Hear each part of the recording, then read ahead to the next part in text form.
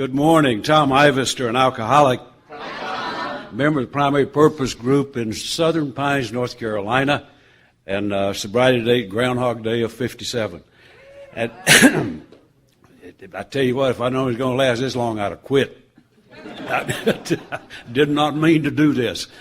I was thinking when she was doing the announcement and talking about cell phone, in a conference a while back, and the fellow was just making an impassioned deal about get rid of those phones, nuke them, throw them in the trash. And right in the middle of it, his went off. Broke down the house. Well, it's great to be here, and what a wonderful turnout for a Saturday morning workshop. And that spirit that brings you here this morning is what I think makes this conference a real good place to be. And so I appreciate you being here. Appreciate you guys doing this, too. Appreciate my buddy. Oh, here he is. I couldn't see him. Last night, just tell you something about those boys from down south. Just have special intellect and charm, and with a few notable exceptions. Let me tell you the basic ground rule now. I won't be calling a break. I have been trained well that an AA break never means what you say. You call a 10-minute break, but I'll guarantee you better get ready for a half hour. So I'm not going to call a break. Don't worry about disturbing me. You won't, unless you just throw something at me. Now, that's a little disconcerting. But otherwise, get up. If you need to smoke, go do it. For God's sakes, go do it. Man, I'm from North Carolina. We grow tobacco. And so, at least we used to. The world's getting so pure now, we're going broke. So if you smoke, go smoke a lot.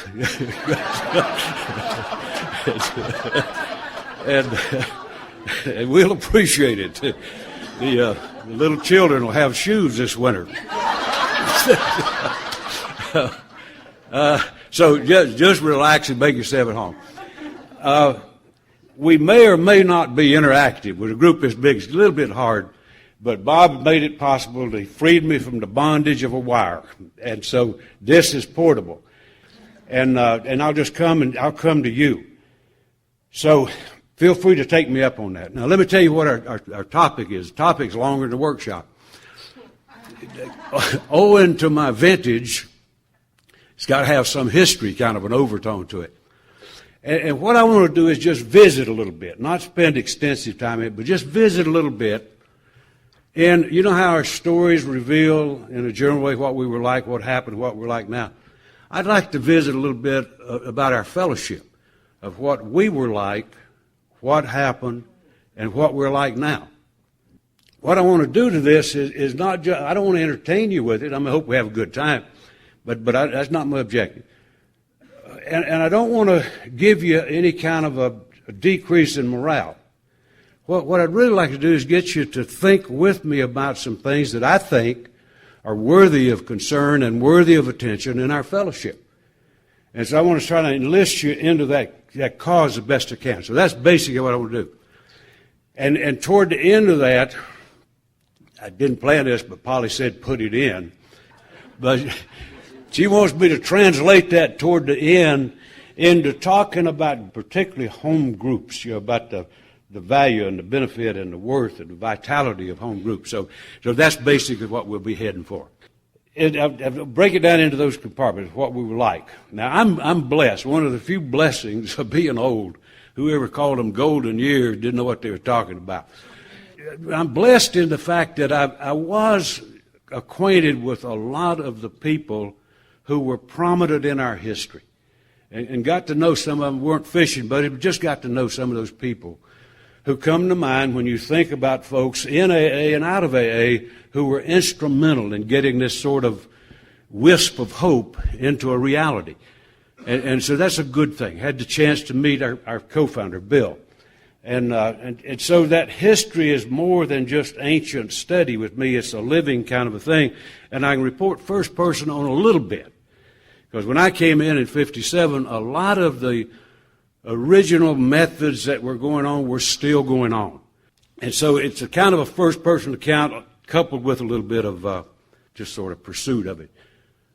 You know, I always kind of feel good about the first 100. I think I'd have fit right in with that bunch. They just seemed like the kind of a bunch of drunks I would have hung out with. I mean, here were a bunch of guys that were just rushing around pell-mell, had no clue what they were doing. You know, they just basically bunch up and talk and run out and try to rescue people. Now, I'd have fit right into that. Man, I tell you what, I'd have been in hog heaven. That's the kind of crowd I drank with. And so I would have been one of those guys real easy. Identify with them. They were a peculiar kind of a bunch.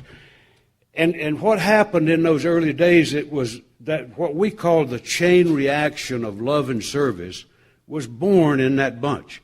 Their only real action was what we call that chain reaction of one alcoholic reaching another. And each one of those people came in as a direct result of the actions of a sober alcoholic. And so that sort of set a principle, set a standard in the fellowship. And I remember those guys. I remember those people, some of whom I met. Just name a few. Rockefeller, the wonderful fellow who helped write our seventh tradition. He didn't know it. But the guy who made us understand that money would ruin this thing. We wouldn't have figured that out, but he figured it out for us. Jack Alexander, who wrote that profound article in 41. And absolutely blew open the gates of AA so that an avalanche of people came in. Wonderful folk, Clint Duffy, the first penologist who opened a prison and said, come in, we've got drunks in here. That's 64 years ago that happened, just about 64 years. So people who were eminent, Dr. Silkworth, the guy who sort of steadied Bill. When Bill had that, what he called that white flash experience, I had experiences like that, but it usually came from drinking too much wine that made me have those kinds. And I thought I was nuts. Bill thought he was nuts. Silkworth was the steadying force. He's the guy who walked up to him and said, I don't know what it is, buddy, but you better hang on to it because it sure beats what you had. Thank God for the insight and wisdom of people like that who were eminent. Ed Dowling, the guy who was, Bill called him his spiritual advisor. I think he helped shape the steps that showed up at Bill's place on a rainy Friday night, knocked on the door. Sam Shoemaker. I had the pleasure of meeting Sam Shoemaker. What a powerful force that guy was in this program. What was really important to me about those early days, and it was still existent when I started to come in, that we were basically a pretty small and intimate gathering. There weren't many of us around this world. Yeah, and those numbers we were talking about, I think we were really optimistic in some of that counting about the people who wrote the book. It was just a small gaggle of folk who put that group together, almost killed each other in the process of doing it. We were a small bunch. A small bunch who in the beginning had that kind of vision, had that kind of hope, and then hit that book and we started to open the doors. And the thing that really sticks in my mind that was so important, the story of the first 40 or 50 or whoever it was, that's important. But I can understand that bunch. The ones that I marvel at was essentially the group who carried the message to me. They were the folks who responded to the notion of starting it around the world. And the vision was that you could catch onto this thing, grab the book, and make a start in your place. The people I marvel at are the people in Yuma, Arizona, who got word of it and said, let it be here. Took a stand. Lonely stand. Those are the people I marvel at. AA in North Carolina started when a drug addict physician, he was not an alcoholic at all, but he got that stuff we were sending out about the book, and he ordered the book. And when he read it, he knew it was not for him. But he knew some folks, some of whom I knew, that were bad drunks in that town, and pretty good guys. And he called half a dozen of them and said, how about coming over to my office, set a time, and met in his office, and he showed them what he'd found. That formed the first group in my state. Amazing stories that generate. I spoke at the 55th anniversary of that group. And the two nurses who worked for that doc, he's long since dead, but the two nurses were there who had worked for him. And I just couldn't wait to get hold. I don't mean physically, but I couldn't wait. They were old. They were very old. But I just had to talk to them. And so I grabbed them. I said, "Tell me about it." And they both said, "What?" I said, "Well, when you saw that going on, did it look like there was anything important about it?" And one of them just said, "It didn't mean a thing to me. It just looked like a bunch of guys shooting a bull." And the other one said, "I had a feeling that was going to amount to something." Strange how people react. But that group still meets to this day. And so that's the thing that I marvel at, is how this thing started to catch and hold, because somebody in Bellingham, Washington, took a lonely stand. Somebody in White Rock, British Columbia, took a lonely stand and said, "Let it be here, and I'll be the guy holding the flag." So, that history to me is very, very important. And what grew out of that in this sort of gathering of people, that you could safely say, you wouldn't be 100% right, but you'd be close to it, that every single person who came in did it as a direct result of a personal effort from one alcoholic reaching out to another into unbelievably bizarre circumstances. Fishing folks out of rat holes and bootleg joints, and I've had that pleasure. And getting arrested while you're trying to do a 12-step call. It's just the occupational hazards of hanging around those kind of environments. They always let me go. But there was an important thing, that a loyalty and a willingness. It's almost amusing to me now. I know it's a good, well-intended effort, but we're sort of anticipating the demise of treatment. I'm really intrigued by the fact that some people seem pleased about that. People who are pleased about that didn't live some of the days when I lived, and there was no place you could take a drunk. No place. I mean, nowhere. I held an alcoholic in my arms while he died. Didn't know what to do with him. So, good old days, no. But there's some anticipation that treatment's going to decline, and that we'll have the need to get back into 12-step work. It's almost a lost art. You could pretty safely say that probably 75 to 80% of our fellowship has never participated in a 12-step call, either as a provider or a consumer. It's almost a lost ethic in our culture, so to speak. And you get a few. I get a few now. But there's a special breed to that, because it gives you the willingness to do the same for somebody else. And when you start just trying to rationalize to a pretty well-ordered mind, somebody who went into a treatment center and was dealt with dignity and professionalism, when you start trying to rationally get them to agree to go into some god-awful place and fish some drunk out, it makes little sense to a logical mind. I don't have trouble with my material. I have trouble with my stories. It's funny how we react to stuff. I was speaking to a group down in North Carolina one night, and a drunk woman came in. Now, a drunk will liven up a meeting. I mean, they don't have to do anything; just come in. And so I'm sort of speaking, and like the psychiatrist at the burlesque show, I'm watching the group, and it was interesting to watch the reaction. I guarantee you the drunk woman could have walked into the woman's club of that city and wouldn't have not gotten a much different reaction. Shock, bewilderment. What do? Everybody's looking at everybody with those nonverbal questions, wanting somebody ought to do something. So I'm watching that. I just kept going because I kind of enjoyed it. She was a typical drunk woman, just drunk. Walked along just muttering to herself, and went to the kitchen of all things and started rattling stuff, and I thought it was kind of cute.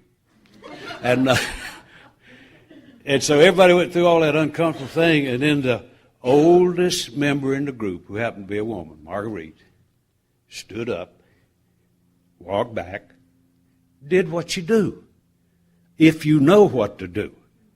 Put her arm around her shoulder, took her back to the other room, talked to her. I mean, that's what you do. It's just second nature.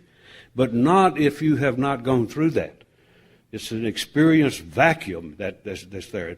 So anyway, it's just part of that thing. But it creates an unbelievable loyalty when somebody reaches out. And so that was very characteristic of those early days. And that's pretty much has gone into to decline. It was characteristic that there were no resources available.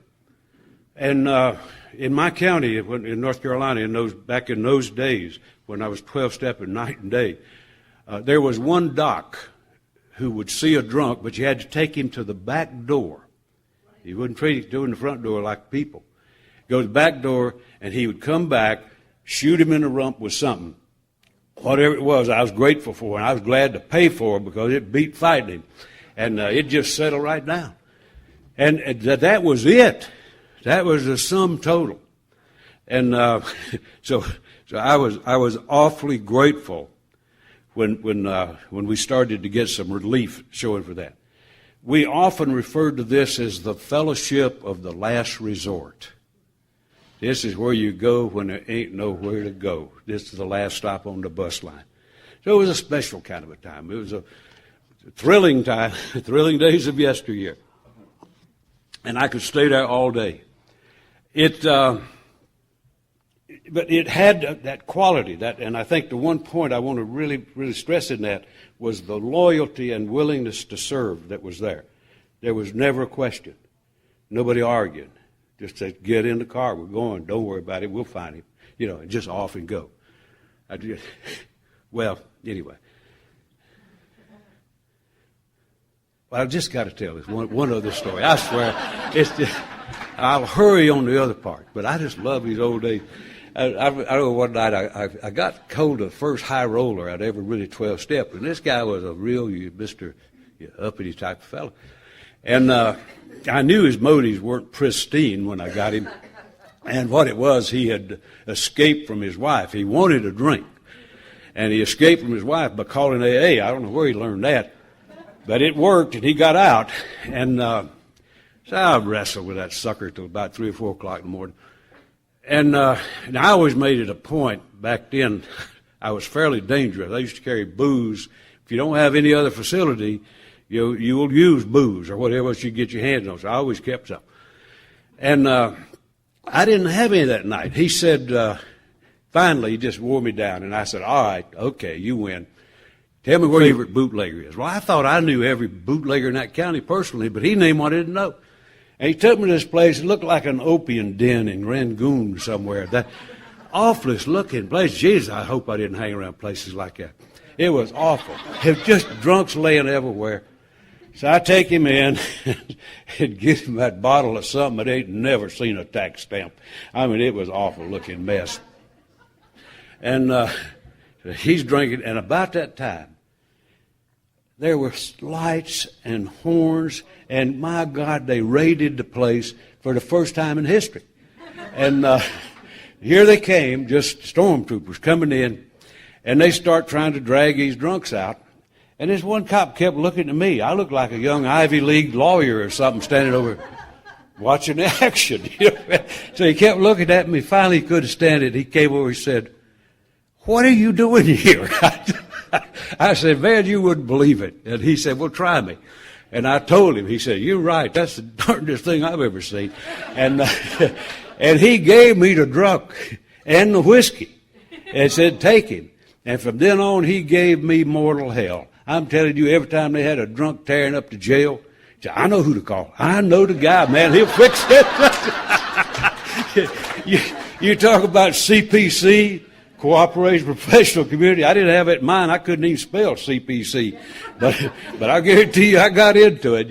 So there were real byproducts of that stuff. So anyway, I go on forever with that sort of thing. And so what happened? These were boom days. These were rush days. These were real growing kind of days. And they were ugly, but God, what a wonderful feeling, that we're really getting it going. And we were sort of unto ourselves. We banded together because there was nowhere else to go, and there was an intimacy and a closeness second to none. And then what happened? What happened? Don't forget to jump in now if you want to anytime. What happened on the way to paradise? Well, now hear this if you don't hear anything else. I have absolutely no criticism that I'll share this morning. I ain't mad at nobody. I ain't throwing no bricks. I don't blame anybody for any of the concerns that I have about our fellowship. Anything I talk about happened on my watch. It happened on my watch. And so I share full responsibility for anything that shifted or drifted in a way. So what happened to sort of alter, and there were a number of things. The acceptance of the illness idea was, we sometimes say it was declared a disease. It never was. The medical associations just started to look amenably at that it's like an illness. Well, whatever it was enough to start putting a question mark where there had been an exclamation point, and that doors started to gradually open because it started to get at least some insinuation of legalizing as a treatable kind of a condition. That was an important thing, an important breakthrough. The hospitals, now I'm not talking about failed swoop, but hospitals started to just gradually crack the doors. I remember in my state when the first alcoholics were able to go to a hospital as alcoholics. We literally had to provide attendant service because they didn't want medical staff to have to mess with the drunks. And so we actually did guard. It'd be like guard duty. You'd come in and work a shift.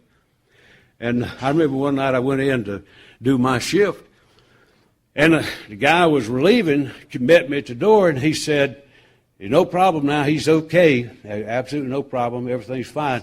So I go in to see the smiling boy, no drunk. And I'm standing there looking at my other man's gone, and I thought, where's this fool gone? And so I'm looking under the bed, in the bathroom. The window was about that wide, I know it didn't go out there. Ceiling, nothing. And then I heard a little clatter over, it was a wall locker type of thing. A little clatter. So I went over to open the door. He was only slightly confused. He thought he was in the bathroom, and he was at the urinal, which was not existent. And I said, "What are you doing?" And he looked at me just as indignant as could be, and he said, "I beg your pardon." I said, "Pardon my ass. Get out of there, you fool." Well, I understand why medical staff didn't want to wrestle with him, but the door was opening, and what a great, great feeling to start seeing a little bit of light in the darkness. It's a very signal event. Because it started to get looked at as like an illness, insurance started to pay. It's amazing how many conversion experiences occur when there's payment for service. Ooh. And my God, doors opened everywhere. And I tell you, the treatment was born and absolutely exploded. I never thought I would see the day, the pessimist that I am. I never thought I'd see the day. But I saw the day, and many of you did too, when in this country treatment was available almost on demand in any corner of this country. I never thought I'd see it. Alcohol was a platform in a presidential campaign. You talk about coming out of the darkness here. I never thought I'd ever see a thing like that. And that's great news, isn't it? Yeah, but there are some interesting kinds of things that started to happen, and the stuff went out all over. The Hazelden bunch in Minnesota. Basically, a bunch of AA guys got that going. They got sober and new people needed some treatment. It basically started by folks who started doing that that professional thing outside of AA. And so we were close to that. But it just sort of took off. And it was really interesting to see how we reacted to that. And I don't mean the day it was announced, but over time. It was really interesting to see the reaction that we encountered, that we experienced in AA. And we really did react to it more than respond to it. And you started hearing little things in this program that was the shaping of some attitudes that were pretty harsh about this whole business, about treatment and our relationship with treatment. You heard stuff like, these folks have taken our 12-step work, and they're doing it for money. And there was real brittle feelings about that. There were real feelings that there was something just inappropriate taking place with that kind of a thing. A lot of recovered people started doing what we call two-hatters, where they were working professionally and active in the program. And they did wonderful work. It's a great thing. But it was a confusing kind of a thing for people to reconcile how this is different from what we do when the phone rings at 3 in the morning. And so it started to have some real uneasy kinds of feelings about it that just started to occur. I think, I say we as a society, we really overrated the experience. Now, part of that is marketing, and I understand that. But we overrated the experience. And this country was replete with facilities that had 80% healing rates, 80% recovery rates. I personally have never seen one. But we were eaten up with facilities that had those astronomical success rates. Alcoholism is not that easy.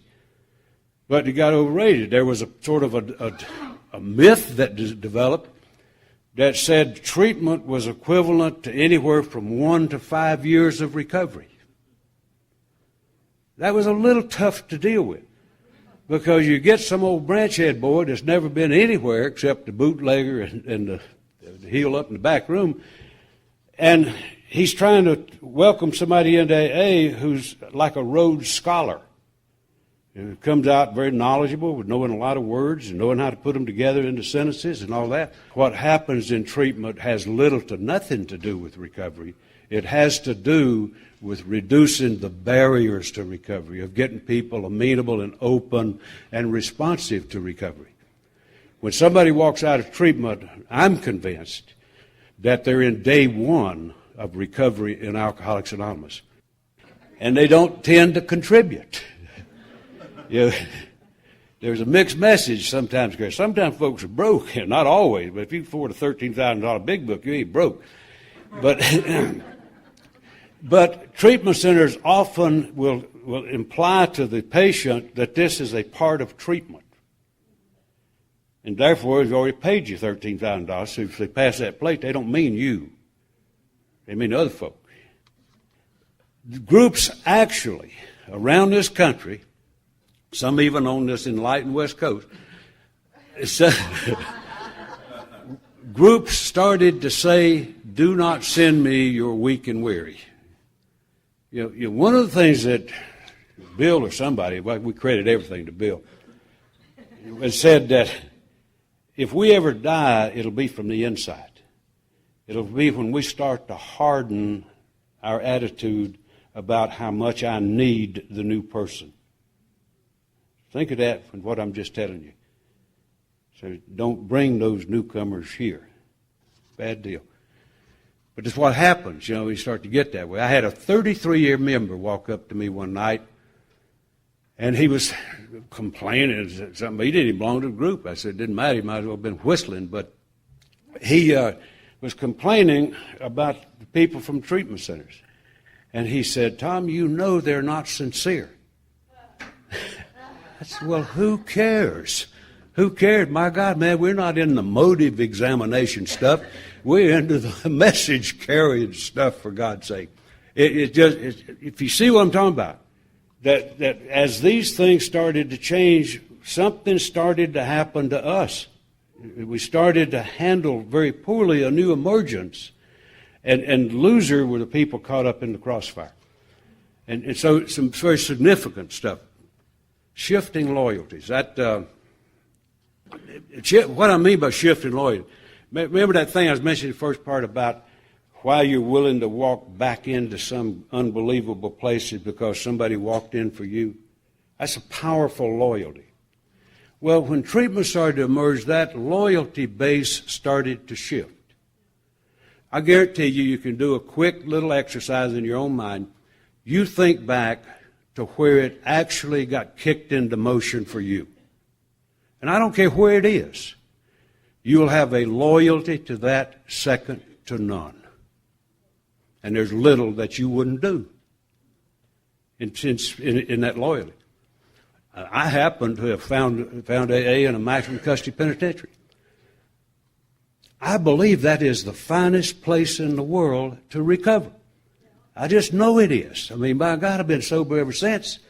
And I bet you I've told at least 10,000 people that that's what they ought to do. I've never had a taker. Not a one. But the loyalty's there. Yeah? It'll just sort of etch itself in stone. Well, when treatment started to occur, counselor and sponsor started to become interchangeable terms. And loyalty had a different meaning.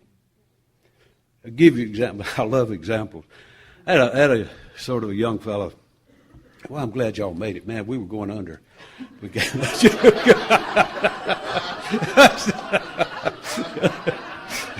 Welcome.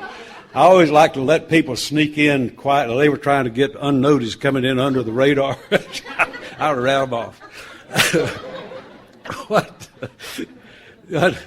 A young fellow asked me about sponsoring him, and I take sponsorship pretty seriously. I'm going to have about a 2-hour meeting with somebody before I get into that. I mean, I spend more time buying a wheelbarrow than I do sponsorship sometimes. But I wanted to meet with this guy, so we met.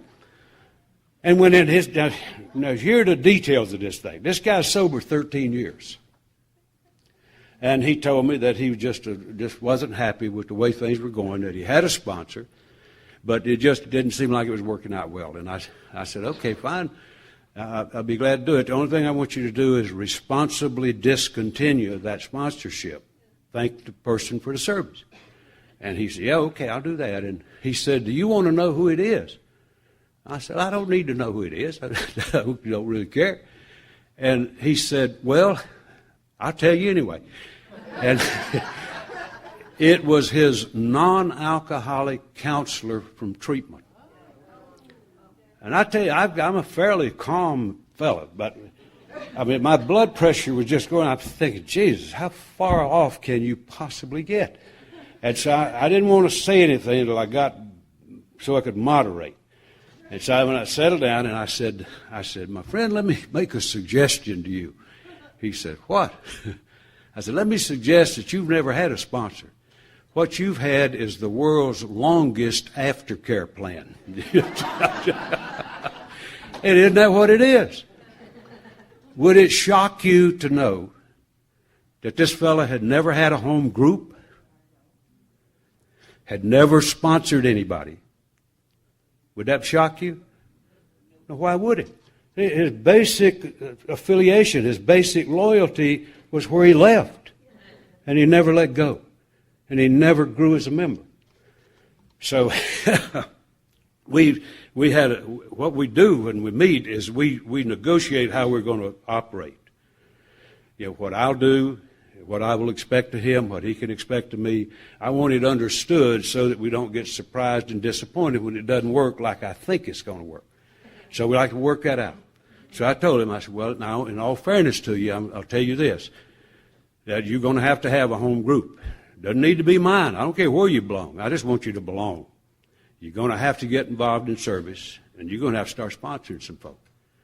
And he just kind of blanched a little bit because obviously he hadn't thought much about that kind of stuff. And he said, well, okay, I'll do it.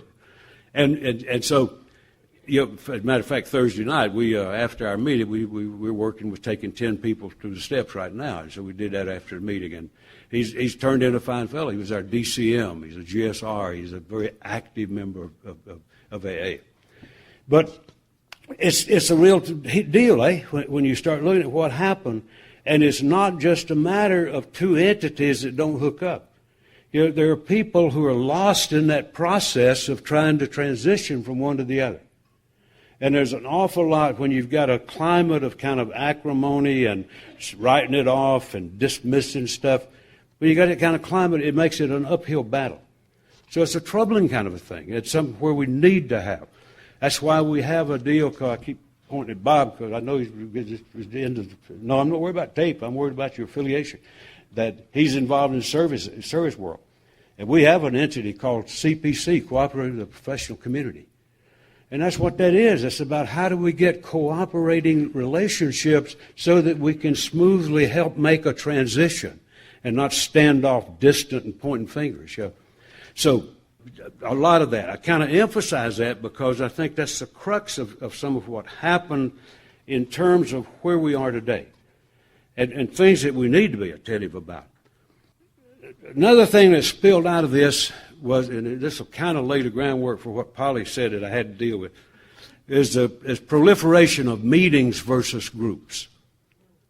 And I don't think I need to elaborate on that.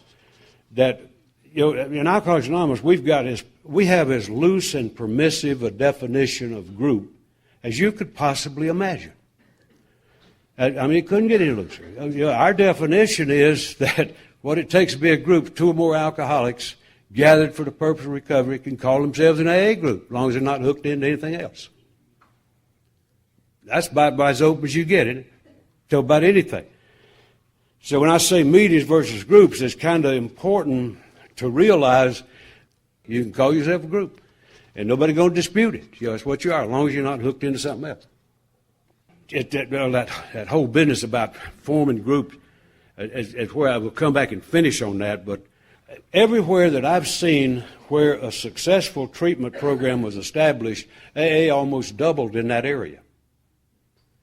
Meetings darn sure doubled. And so it had good news, bad news kind of stuff.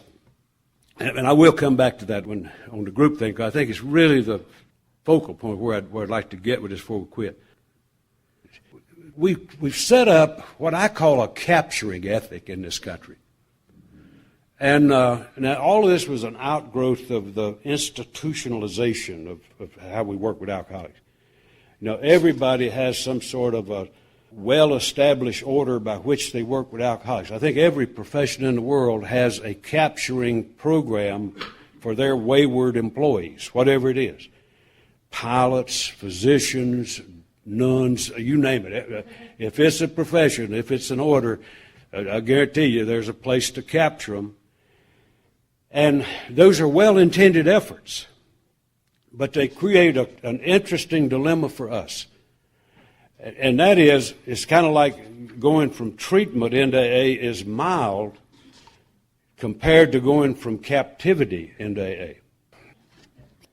As we started to relax on our aggressive outreach, so to speak, where we're reaching out and trying to find alcoholics, when we became passive about that and quit doing aggressive work in those areas, the people who were capturing alcoholics made up for our absence by overextending their effort. They knew that's not recovery, but they knew it meant compliance, and we're missing in action. The same thing with the attorneys. We're right in the midst right now of working on a thing where we're trying to. It's more than just agreeing. We're working toward establishing a cooperative relationship between the capturing folk of the attorneys and us, so that we learn how to cooperate. Cooperate means work together. And all we want to do is cooperate so that when they capture and want to make a transition, we can be there to take the handoff. Right now we're not. And so what they're doing, I spoke at their convention a while back with attorneys in North Carolina, and they asked me to stick around and sort of critique what they're doing. What I listened to were some of the most baffled, bewildered people I've ever seen. Because what they're doing is taking attorneys who have a little bit of recovery and making them sponsor monitor for others coming out of captivity. You suppose that's got a lot of chance of success? Neither do they. But our absence is what they're responding to. So what we've, I met with the director of that program a while back. We were going to honor some old man that was retiring.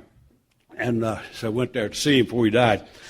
And so he said, "What are you doing?" I told him, and I told him what I had in mind. He said, "Man, that's exciting." And he said, how do you think you'd go about it? And I said, "Well, pretty simple to a simple mind like me. What we do is get a table, and a bunch of y'all sit on one side, and a bunch of us sit on the other side, and then we agree how can we cooperate. Simple as that. That's all we do. We're not writing a Magna Carta. We just try to work together, help some trucks." And he said, "The only thing I'd ask you is be sure I'm at that table." Yeah. So see, these folks are eager to do something. What's been missing is us. It's not them. They're there. It's us. And so anyway, if you're not busy enough, just think of anything along this line. And it takes in anything from psychiatrists to drunk drivers. We got more capturing going on in this society, and most of them are really harnessed by the same kind of stuff I'm talking about right here. Think about it. It's really worth tackling, and it's easy to do. What I found is most folks are eager to get into cooperation if you approach them in a business-like way and really help try to work something out. That comes under the heading of service work, by the way.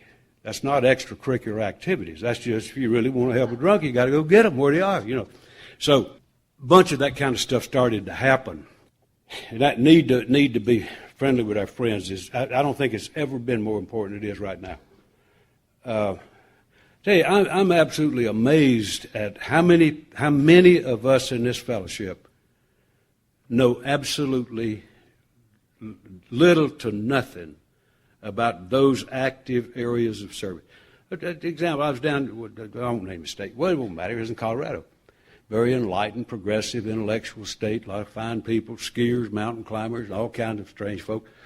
We were in the state convention. They had a service meeting. And I asked a question. I was not doing anything. I was just sitting there. And I asked a question about something, and a lady stood up. I asked something about CPC or something like that. And she stood up and she said she wanted to ask a question of the question. So she directed to me. She said, "I've been in AA 21 years, and I'm embarrassed to ask the question, but what's CPC?" And I said, "Honey, don't you be embarrassed whatsoever, because you're probably speaking in behalf of probably 2/3 to 3/4 of us who simply just don't know because nobody's told."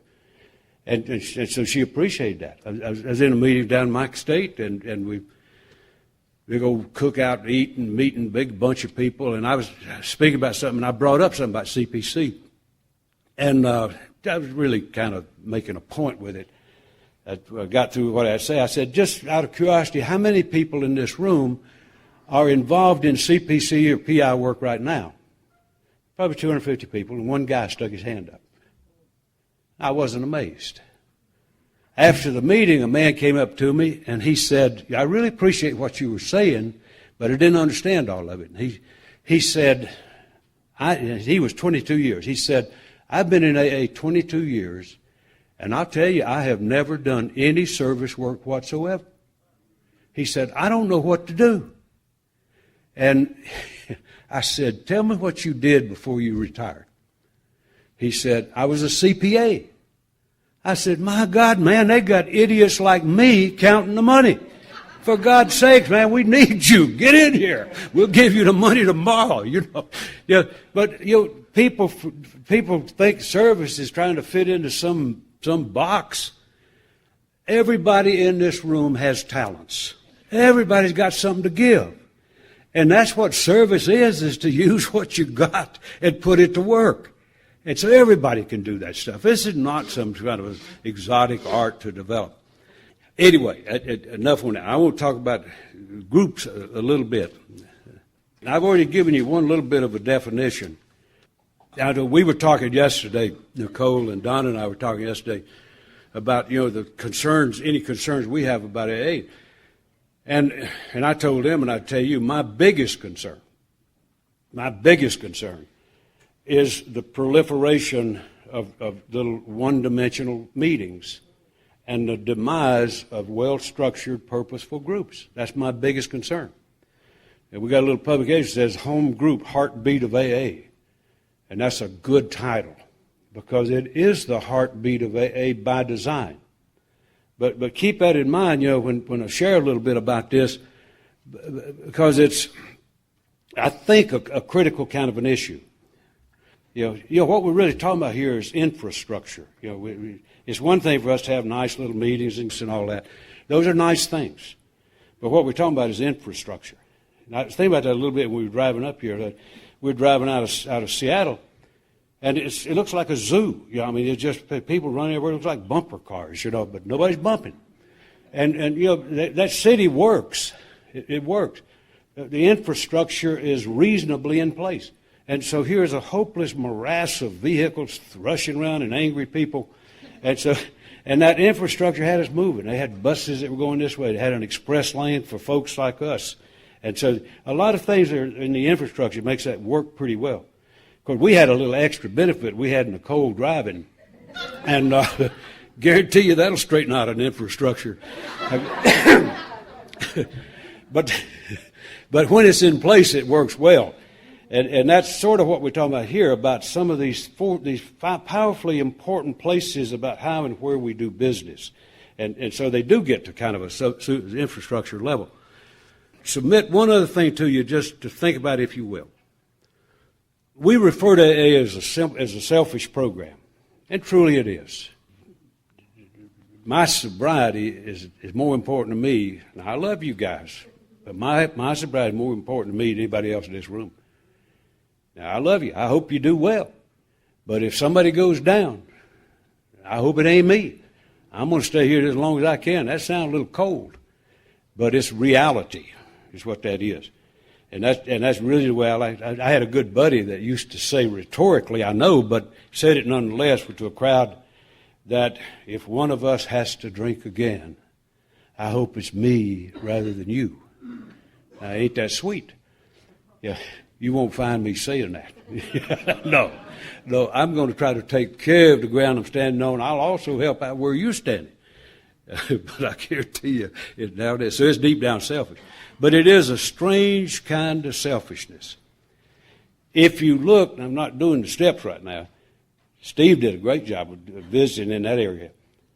But if you look at our steps, I think there is a hugely important transition that occurs.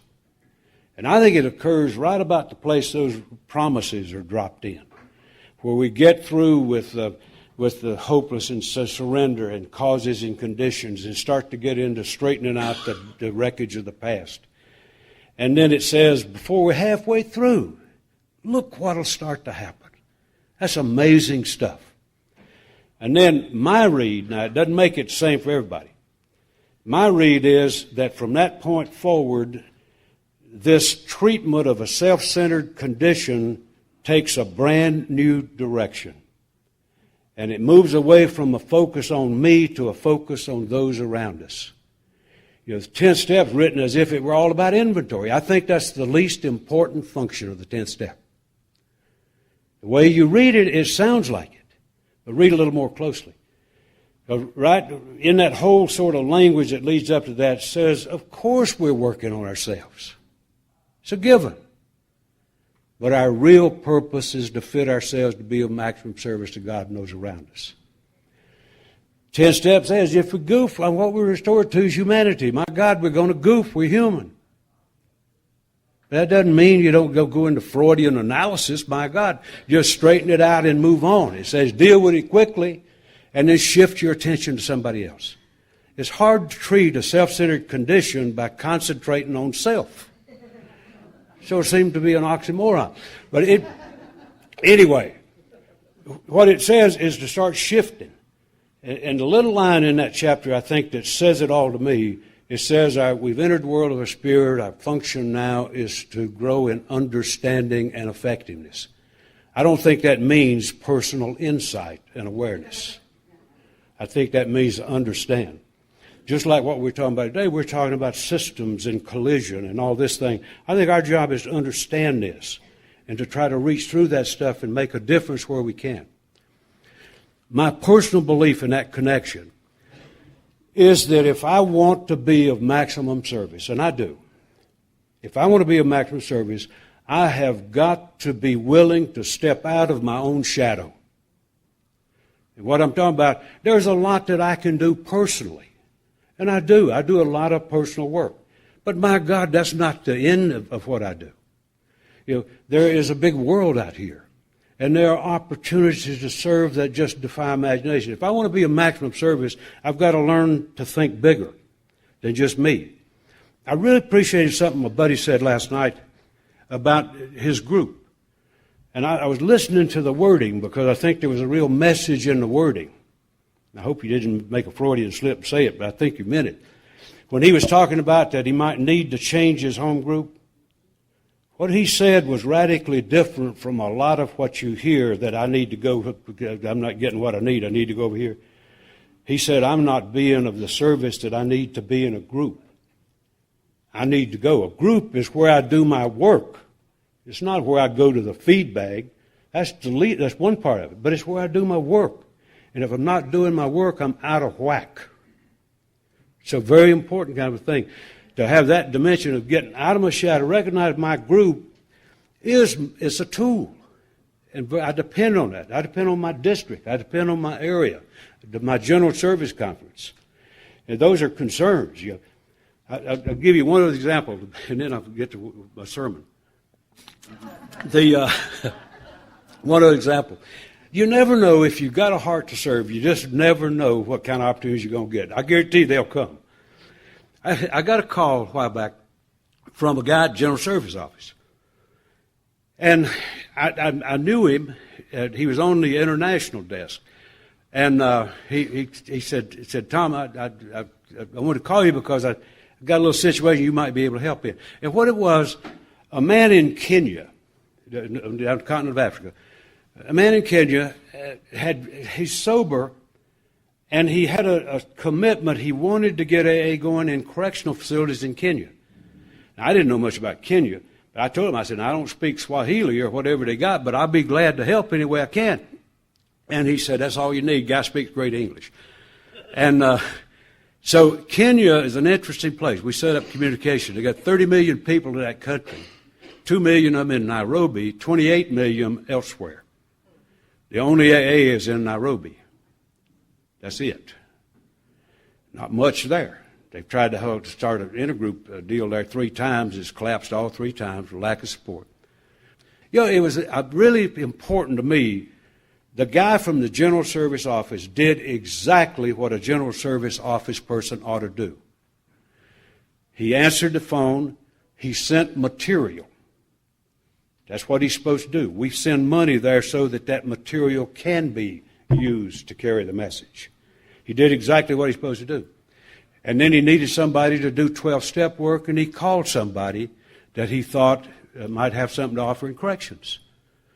And that's exactly what he should have been done. He's not there to provide service. He's there to facilitate. And so he did exactly what he did. Buck that you put in the plate, that's what it does, is buys books for that guy in Kenya or a lot of other places. So that's just been a hoot of a thing to get involved in something. Here's a whole nation. There's not a single thing going on in the prison system up till just a few months ago. And here's an opportunity to get something going in an entire nation. Thank God for the internet.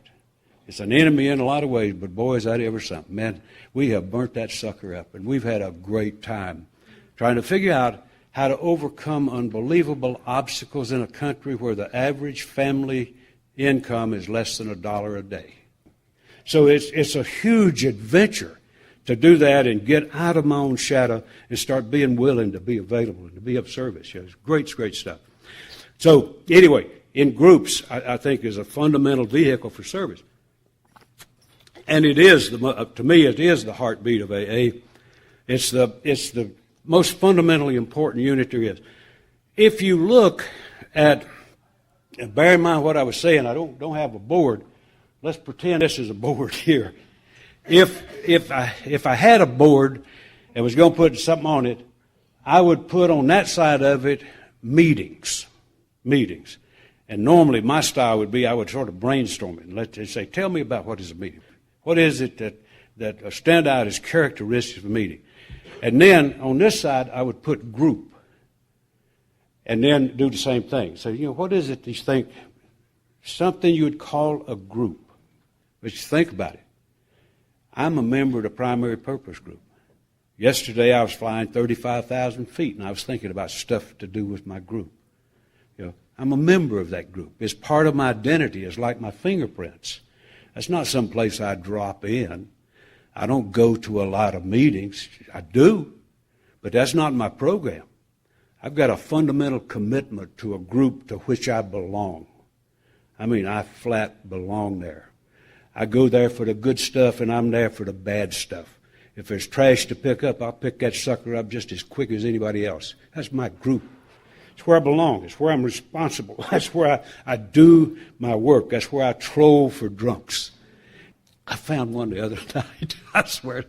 This guy, you could tell he was just as spooky as could be. He came in, he's just flinching, So I like to pounce on him. When I see fresh meat, I like to I don't want to sneak up on him. I just want to grab him. Well, he saw me coming. And the guy bolted out the door.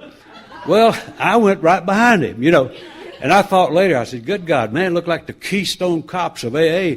I'm chasing him around the church where we met, and he's dodging in out of the bushes. I never did catch the boy. He was too fleet for me. But anyway, that's my group. That's what I like to do. So among other things, when you look at it, I'll just rattle off just a few things that come to mind for me when I think about what's a meeting. Very few officers, if any. Sometimes the officers are appointed the day of the meeting, or whatever time it is. You chair, you got your lace. It doesn't encourage membership. It'd be like trying to set up a group at CTAC. It's a moving entity. You just got people moving. And you don't have a sense of membership, it's just sort of meat. There's no real sense of belonging in that, not very rarely. It's one legacy. There are three legacies in AA: unity, recovery, and service. In a typical meeting, and matter of fact, in most AA meetings, the one thing that happens in that is one legacy: recovery. It's all about me and my recovery. So it's kind of a one-dimensional thing. It's often unconnected to the fellowship. What I mean, we say GSR's most important job in AA, I subscribe to that. Because the GSR is what connects me to the fellowship of Alcoholics Anonymous. It's what expresses a group conscience. Without that, we're a gaggle of alcoholics sort of meeting in isolation. I don't think that's a powerful force in dealing with the things that we need to deal with. One reason these things are so hugely popular is they're almost no-brainers. You just show up, stay there for an hour, and leave. Nothing precedes it, nothing follows it. Nothing, see what I'm talking about? The hour of the meeting is all there is. There ain't no more. It's meeting. Service is rarely on the agenda. If it goes beyond who's going to empty the trash, it won't make the agenda. So service is rarely there. A little sense of belonging or membership. A group conscience. Group conscience, I think, is probably the most abused term in Alcoholics Anonymous. A group conscience is a dimension of prayerful consideration where we deal with issues that impact on our fundamental purpose. We trivialize that thing by calling it a meeting where we're just talking about whether we're going to meet at Tuesday or Wednesday. They call it a group conscience. But a business meeting and a group conscience are two different things. And a group conscience would be very difficult to do in a meeting. Limited vision and awareness. It's going to be pretty much narrow focus. Comfort and convenience. One of the other reasons they're so popular. It may be relatively harmless. But when you think about the substantial issues we're talking about, what does it have to do with other than one narrow dimension? And these things are proliferating. We sometimes will step forward and solve a problem. Other times we escape it. And we have, occurring in this country right now, we have some ways that I think, whether it's consciously done, where folks are resolving the issues of these kind of slap-happy types of meetings and these sort of singleness of purpose violations and all this kind of stuff. The typical stuff that you hear complain about. They're solving it by developing anonymous meetings. And then we got a whole just multiplicity of groups, and God knows that it's unbelievable, that plethora of meetings around this country. I'll just mention this on the way to the point. I tell you, there's a lot of reasons I have concern. Well, I'm a conscientious member of AA, and I hope you are too. I imagine you are. I mentioned about the anonymous hideaways. There's another extreme in that swing of the pendulum that I just started thinking about this a few days ago, and it's not well-nurtured thoughts yet, but it's certainly thoughts, that we've got sort of a development of, I don't know what you want to call it, of the truly righteous AA. I mean, you either do it this way, the way we did it in 1938, or you're wrong. Well, that's a bit of an extreme, where it's just absolutely rigid, straight line. If you don't do it this way, you're not welcome here. And it concerns me. I can kind of understand when I think about how we're probably overcorrecting. We're overcorrecting, where we've gotten so loose and permissive. There are places in the country, wide areas in this country, where singleness of purpose is not even considered. And I think that is an extremely dangerous place for us to go. So, anyway, all of that is sort of caught up in this notion about how we meet and where we meet and what is it that's fundamentally sound and important about our work. I'll say just one other thing about singleness of purpose and then wrap up around the group. A while back, I sponsor a group in a prison. I was over there and I was just kind of listening, and the guys, they were going to elect a new chair, and they nominated a guy who was not an alcoholic. He was an NA member who was just visiting. And so I was watching that, and so they nominated a guy, and he just kind of dropped his head. He's a nice guy. And they started voting. I said, whoa. He's not a member. He's not an alcoholic. And Mike said, yeah, that's right. Yeah. And then they moved on. And at the end of the meeting, the chairman said, Tom, a lot of guys are really, really buffaloed. They just don't understand that, what you were talking about with Mike. And I knew I ran risk of embarrassing Mike, and I straightened that out with him later. But sometimes common welfare becomes more important than courtesy. And you got to step up and do what needs to be done. And so he said, would you elaborate on that a bit? And so I just reacted. I said, well, I do believe strongly about singleness of purpose.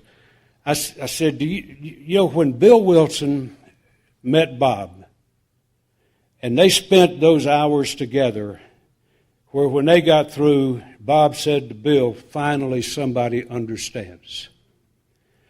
I said, what happened that day was the formation of the basic tenet of Alcoholics Anonymous, the fulcrum of the entire program. Built around the notion that there is a powerful something that happens when one alcoholic connects with another alcoholic. Something happens the world had never seen. And that's either true or it's false. So you either believe it or you don't. It's not angry, antagonistic kind of stuff. It's either real or it's not. And if it's real, the more we compromise our clarity of purpose, the less useful we become. When you first start thinking about structure, it sounds confining. Structure produces freedom. So structure is a great friend. Sense of belonging. I think it is incredibly important for people like me, and it might even be some others here, who have experienced isolation. Tremendously important to find that sense of connection, that sense of belonging. No longer alone. Tremendously important. Doesn't happen in casual gatherings. The purpose is well stated. I told you I belong to the primary purpose group. That's not just our name, that's our job description. That's what we exist for. We're not the Tuesday night Roseville group that meets on Tuesday night in Roseville. I spoke at the anniversary. I commended that group on the creativity involved in naming that group. I asked them when they met. They said, Tuesday night. So, get them, boys. Get them. Yeah. I belong to the primary purpose group. If you want to see what that means, visit us. We're in the business of action. We believe that action's a magic word, and we put that sucker in motion. We do service, as a way of life, and we have a great time doing it. So it's got a purpose. We're not just there to take care of me. We're there to be of useful purpose. And my own belief is that a healthy group, you can determine it by the level of activity outside the meeting. And it's one thing to have good meetings, and that's important.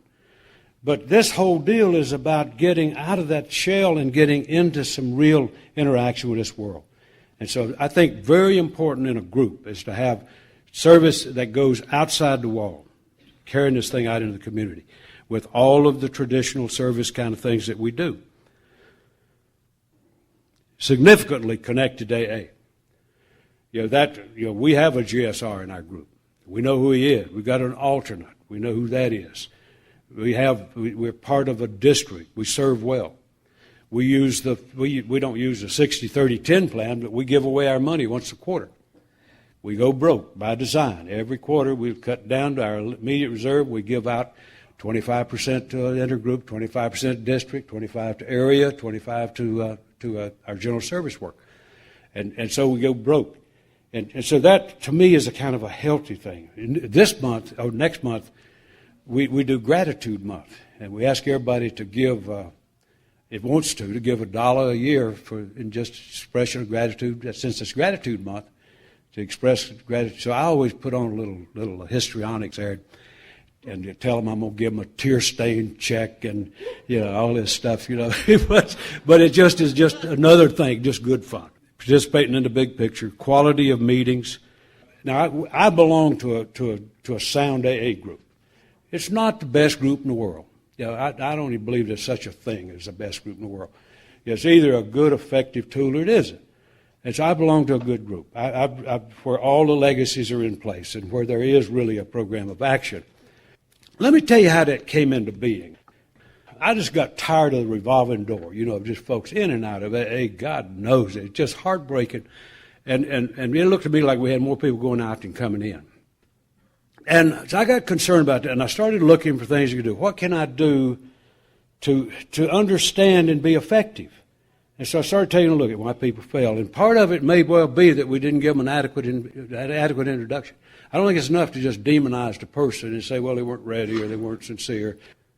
I started looking about that, and I kind of got in touch with some folks that were doing stuff, taking people through the book. You march them through in 14 weeks and all that. I'd done that kind of shock treatment.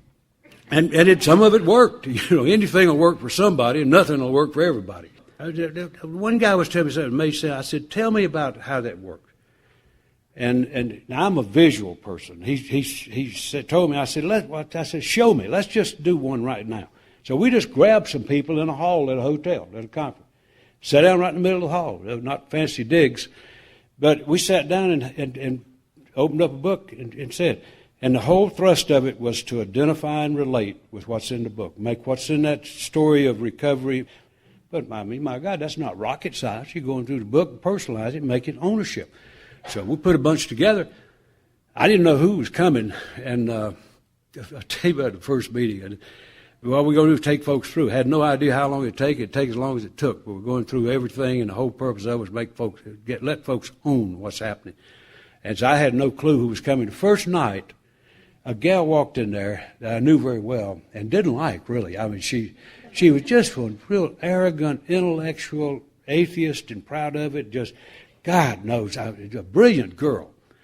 And man, I said, oh boy, here we go, debating society for the next year. But he came to run out. And so we started out. She started out that way. And so we started going. It's an amazing thing. If I had the luxury of time and could do big book work, taking people through the steps one-on-one, I wouldn't do it. I would opt for the group, because the group adds another dimension of power. And that chemistry in the group was vitally important. She's the one that convinced me of that. Because when she came in, it's funny how people will bunch up. You know, they'll sort of find the ones they feel comfortable with. So she sat down between two other aggravated cases. And so I'm watching them all, and you could see it kind of warming up a little bit. And I thought, oh boy, isn't this something? So now I was deliberate in this. It wasn't spontaneous. But when we came to the part on the third step prayer, I knew that this was going to be a little hurdle for that girl. So I was very gentle with her. I said, tonight we're not going to close with the Our Father. I made it so we stopped at the third step prayer. I said, what we're going to do tonight is do the third step prayer. And so I give you three options. One, you can join hands, kneel, and do it with us. Or you can hold our hands while we do it. Or you can step back and watch us. I won't tell you what she said.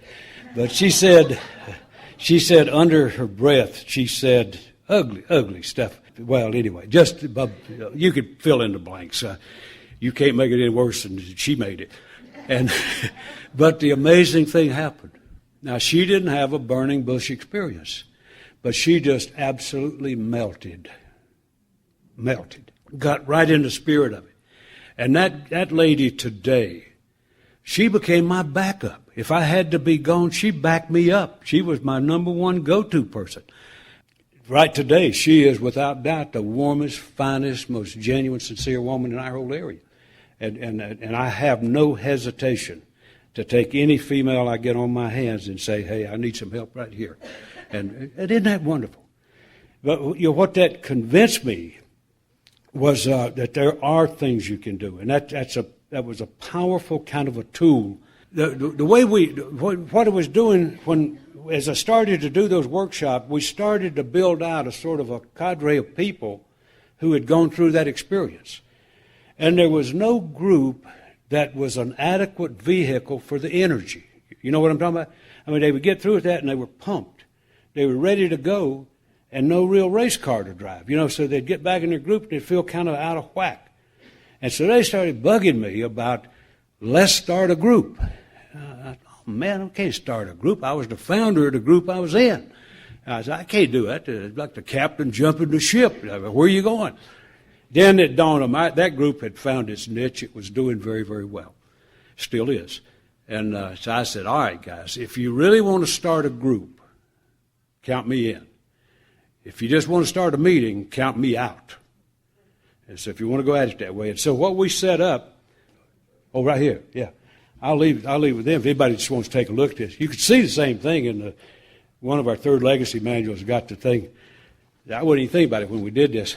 But what we did, we had 10 people who wanted to meet. So we met not as a group, but just as people that met and wanted to talk about a group. Met in the back of a guy's business. Now, I believe in action. I believe in brainstorming. You know, just like I said, that my first thought, if I don't play with it too much, is usually the best I ever get. And if I take it back and think it over, all I do is screw it up. Yeah, so I like brainstorming. So we met. We each threw in $20 just seed money. We did a brainstorming session. I chaired the meeting, and I said, think about one quality or component that you would insist on having in a group, something you just got to have. And now, like anything, that brainstorming, you got to prime the pump a little. You know, it doesn't just jump out of the starting block. So I said, all right, I'll throw one in. I threw in structure, surprisingly. Threw that in. And the rule of brainstorming is if you say it, you put it on the wall. You don't discuss it or explain it. Put it on the wall. Move on. In 12 minutes, we came up with 19 things. We now call them goals. Yeah, that's not a great term, but it's what we call them. 19 things, and I added a 20th one. We will not forget Rule 62. I put that in just for keep it light. And we don't. We have a good time. We're serious as a heart attack, but we have a ball. And so what we came up with were these things that we just sort of put into this form. It's called goals. And this is what we want our group to be. You know, this is what these components, what we want it to be. Structure, focus, we'll stay on track, conference-approved literature at the meetings. Newcomers will be given sound information. Anyway, right, and I'll leave these with the president. And well, he told me his title. And so what we wound up with, don't leave us, Don. Don't leave us, buddy. We need you, buddy. This is the structure of our group. And so what we wound up when we got through with it, we named 10 different things, and we decided to do committees to make these goals come apart. And what we named was we had naturally a chair and an intergroup rep, a CFC, a correctional facilities, a personal PI, a treatment facilities, GSR, a CPC, program committee, literature, grapevine, and newsletter. We started printing a newsletter day one, secretary and treasurer. When we got through, I don't know if that's changed now or not, but we had 10 committees. And somebody said, where are we going to get people for 10 committees? I said, problem solved. 10 of us, 10 of them, everybody take one. Committees are full. All you do now is add members. And so we were off and running and immediately active. Nobody had to think about what to do. Strange thing about this deal, that we launched it, and we were 9 years old in June, and we've never had a bad meeting. We've had some that were trying hard to be bad. But when you've got a well-structured group that's resilient and knows how to deal with somebody who screws up something, it's no big deal. You just move in and take care of business. That's a group. I'll tell you one thing that happened with it's an amazing thing. We never sent out a single announcement. The first night we met, we filled a room that we had at a church. The next week we had to move. Didn't even have permission. We moved anyway. We figured we could whoop a bunch of Baptists, so we just moved. Now we're back to own the whole bottom of the church. It's easy. If you try to form a group to see what happens, probably nothing going to happen much. But if you get a bunch of things that you want to generate in a group, my God, man, your success is already spelled out. Then the function of the group is to make those things happen. And I tell you, we've had a great time. And we're not the group of the year. We're just a good sound AA group. Not everybody's going to like that kind of thing. Some of them want to go down to those little old meetings and jump in and jump out. That's fine. I wish them well. We ain't going to do that. To me, a group is a fun. And by the way, if you've ever labored through a group inventory, that's the handiest tool in the world. All we have to do is say, well, how are we doing on that? And man, our group inventory, we can get done in 2 hours. All we have to do is check out how you're doing. That's what you said you want to do. You doing it or not? So anyway, there's just a whole bunch there. I appreciate the spirit, and this thing's got to go out the top. I think it's a good sign that you're here. And I really appreciate your attention. Even more, I will really appreciate it if you'll take to heart some of what I'm talking about. Because this wasn't just podium chatter. Those are real, live, viable concerns. And if you're going to be at this trough, I hope you put something in it. And so take it to heart and give some thought to that thing. Put that brilliant alcoholic mind to work, man. You don't tell me what it'll do. Thanks.